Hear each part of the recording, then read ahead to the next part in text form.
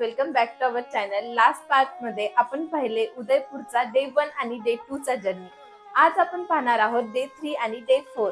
Day 3 आज सकाळी breakfast करून आम्ही निघालो उदयपूर शहराच्या अगदी मधोमध वसलेल्या सुंदर अशा कर्णी माता मंदिराचे दर्शन घेण्यासाठी. कर्णी माता मंदिराला जाण्यासाठी दोन पर्याय आहेत. एक तर तुम्ही स्टेप्सनी ट्रेक करत जाऊ शकता किंवा रोपवेनी. रोपवे आणि 3D म्युझियम पण आहे तिथे. असे दोन्हीचे मिळून पर पर्सन तिकीट आहे 200 रुपये.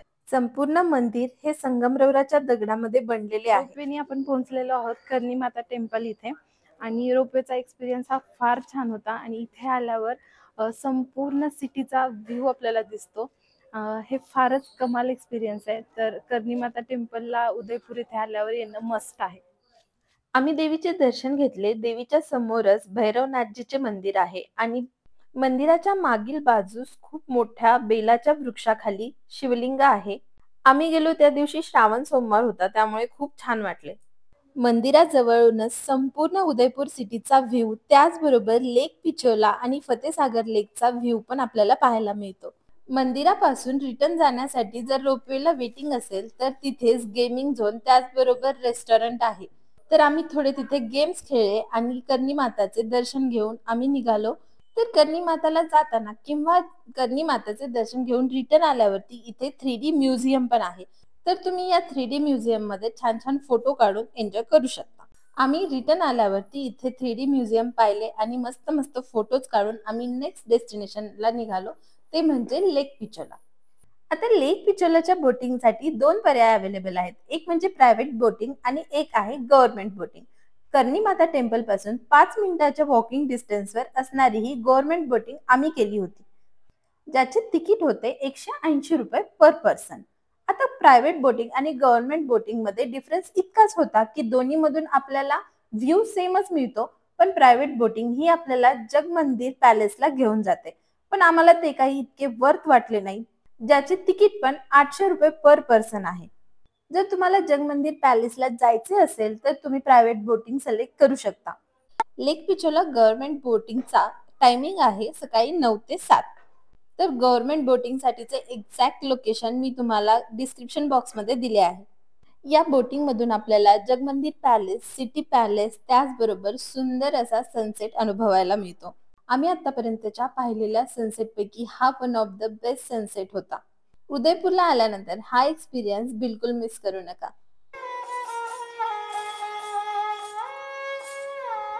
लेक पिछोलाची बोटिंग करून आम्ही गेलो बापू मार्केट येथे असलेल्या पौर्णिमा चाट येथे.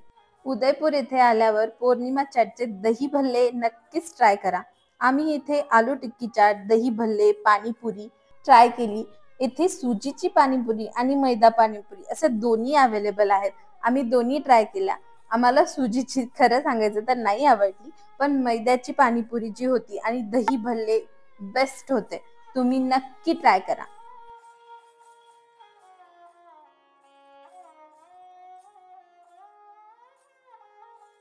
पौर्णिमा चाट येथील चाट ट्राय करून आम्ही नेक्स्ट निघालो हातीपोल मार्केट येथे शॉपिंगसाठी. आता हातीपोल मार्केट हे तिथले लोकल मार्केट आहे, जिथे तुम्हाला राजस्थानी कल्चरशी रिलेटेड बऱ्याच वस्तू पाहायला मिळतील, जसे की बांधणीच्या साड्या, बांधणीचे ड्रेस मटेरियल्स, त्याचप्रमाणे डोहर, आणि तुम्ही इथे सोविनियर पण खरेदी करू शकता.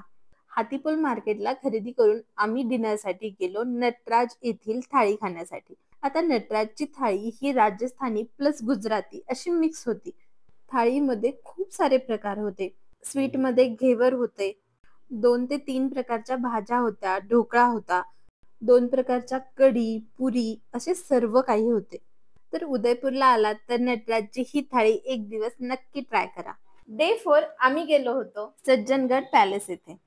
सज्जनगड पॅलेस साठी एंट्री फीस होती 174 रुपये पर पर्सन आणि हे उंचावर असल्यामुळे त्यांचीच ट्रॅव्हल फॅसिलिटी पण होती, ज्याची फी होती 120 रुपये पर पर्सन. सज्जनगड पॅलेसच्या पायथ्याशी सज्जनगड बायोलॉजिकल पार्क पण आहे, ते पण तुम्ही पाहू शकता. सज्जनगड पायथ्यापासून ते सज्जनगड पॅलेस पर्यंत जाण्याचा रस्ता हा पूर्ण घाटाचा असून सुमारे 15 मिनिटे लागतात. येथून पण तुम्हाला सिटीचा ब्युटिफुल व्ह्यू एन्जॉय करायला मिळतो. तुम्ही येथे सनसेटचा व्ह्यू पण एन्जॉय करण्यासाठी येऊ शकता.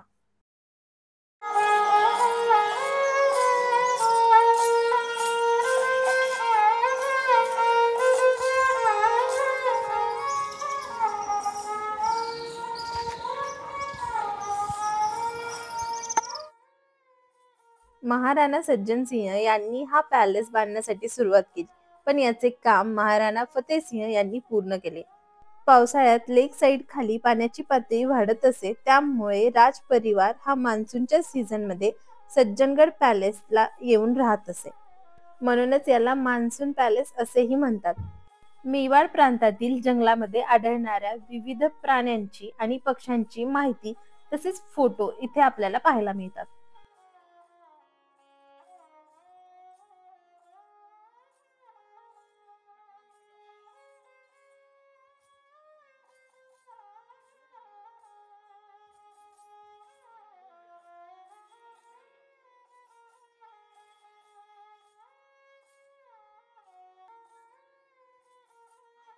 तसेच इथे आपल्याला आणि लहान मुलांना पण मस्त असा लाईव्ह 3D शो प्राण्यांसोबत पक्ष्यांसोबत एन्जॉय करता येतो.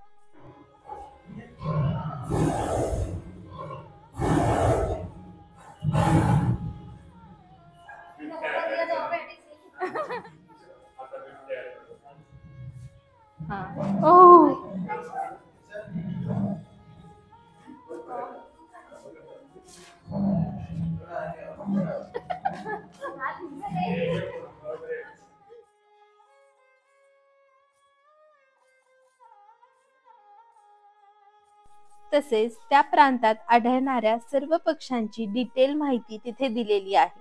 तर सज्जनगड पॅलेसला गेल्यावर ही पक्ष्यांची सुंदर माहिती आणि ही संपूर्ण गॅलरी पाहायला विसरू नका.